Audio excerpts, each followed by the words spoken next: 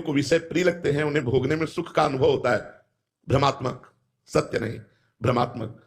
जैसे स्वप्न में हमें कोई सुख मिला तो जागरण पर उसका कोई महत्व नहीं रहता, ऐसे ही जागृत में जो सुख मिल रहा है ज्ञान होने पर कोई महत्व नहीं रहता। अज्ञान के कारण भोग प्रियता हमारी बढ़ गई है, और भोग प्रियता देहाभिमान के कारण बढ़ गई है। देहाभिमान होने के कारण शरणागति बहुत कठिन जान पड़ती है। शरणागति जैसा कोई साधन ही नहीं है। सर्वश्रेष्ठ भगवत प्राप्ति का साधन शरणागति है। भगवान की शरण में मैं जैसा भी हूं, नीच हूं, पापी हूं, पतित हूं, पर हे नाथ मैं आपकी शरण में हूं। हमारा तुम्हारा संबंध है स्वामी। आपने कहा ममैवांशो जीवलोके, तो मैं आपका अंश हूं।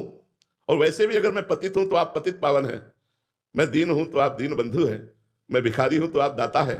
स्वामी हमारा आपका संबंध है, मैं कैसा भी हूं लेकिन मैं आपका हूं। यहां से शरणागति प्रारंभ होती है और यही पूर्ण हो जाती है।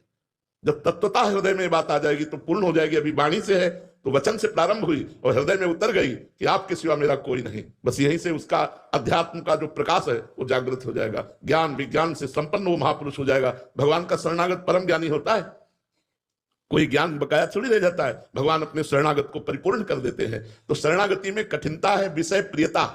विषय प्रियता है देहाभिमान के कारण, और देहाभिमान है अज्ञान के कारण। तो हम भगवान की शरण में हो, वो हमें ज्ञान प्रदान करें जिससे विषय प्रियता नष्ट होकर भगवत प्रियता जागृत हो जाए। कठिन नहीं है, कठिन नहीं है, बहुत सरल है, पर विषय प्रियता के कारण बहुत कठिन लगता है। तो हम क्या करें, विषय प्रियता को भी समर्पित कर दें। जैसे हमें कोई पदार्थ, माना जैसे आज हमें गुलाब जामुन खाना है, हाँ ठीक है, अब गुलाब जामुन की व्यवस्था करते हैं अगर हमारे पास है, धन है हाथ है, और ठाकुर जी को भोग लगा देते हैं और नाम कीर्तन करते हैं। भोग लगाने के बाद पा लेते हैं प्रसाद रूप, कोई परेशानी नहीं।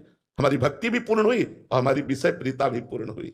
हाँ, जो शास्त्र विरुद्ध है, धर्म विरुद्ध है, वो लाख बार मन कहे तो भी नहीं मानूंगा। अगर शास्त्र और धर्म से युक्त है तो एक बार में तेरी बात मान लूंगा। तो मन की विषय प्रियता को भी हम भगवान के चरणों में समर्पित। देखो, शरणागति जैसा कोई सरल साधन नहीं। शरणागति का साधन ऐसे समझो जैसे एक छोटा बालक है, उसे ये पता नहीं कि ये मल है, और मल में खेला लपेटा और फिर रो के मां की तरफ भाग पड़ा। तो मां ऐसा कहेगी क्या कि पहले इसे स्नान करवाओ, क्योंकि स्नान करवाने वाली वही है। तो मां उसे उसी स्थिति में अपने हाथ में ले लेती है और बाथरूम जाती है और उसे पवित्र करती है, उसे श्रृंगारित करती है। ऐसे ही हम मल लपेटे हुए बालक की भांति भगवान की शरण में चले जाएं, वो हमारे सारे मलों को धोकर अपने लायक बना देंगे। बहुत करुणा सिंधु भगवान है। जो नर होए चराचर द्रोही, आवे सभय शरण तक मोही।